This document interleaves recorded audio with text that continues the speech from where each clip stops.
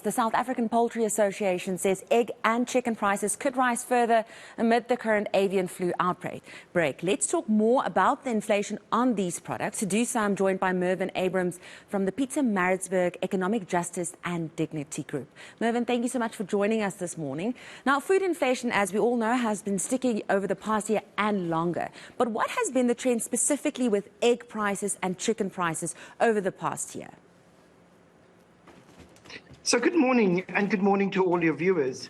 So when it comes to chicken, 10 kg of frozen chicken, we have seen between July and August, in fact, a bit of a decline, about a 1% decline in the price of chicken, bringing chicken from 392 Rand in September last year to, at the beginning of September of this year, to 390.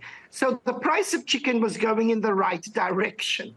And then we were hit by avian flu. And so already the data coming into our office from around the country is that we are probably going to see between last month and this month something like a 4 to 5 or 6% spike. And we believe that it could increase over the next 17 months, that it would likely take the poultry industry to recoup and to restock the amount of chickens that have been culled.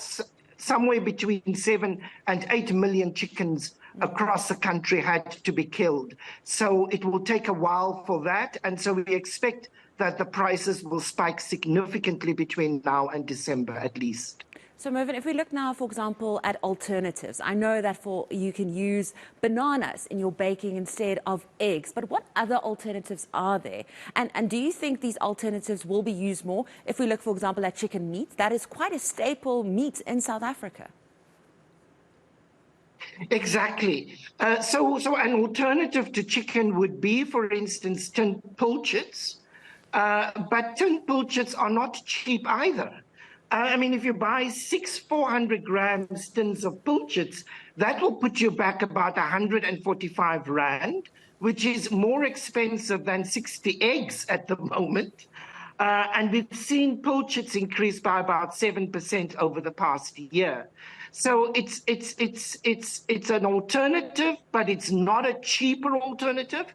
And then there is also the question around, households don't just move from chicken to pilchards.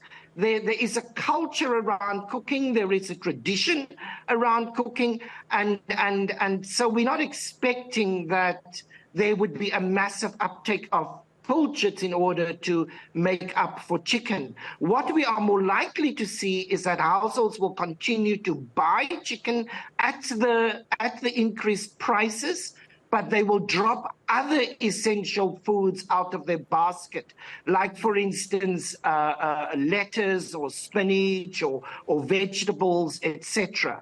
Because at the same time, we're also seeing potato prices increase, onion prices increase, rice prices increasing massively. So we are expecting that households will cut back, but continue to buy those things that they are used to buying.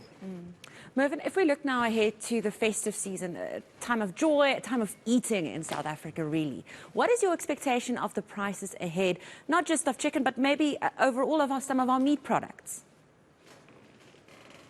So our expectation is that we are not seeing any decline in food price inflation. When we look at the basket of our food, we've seen a year-on-year well over 7%.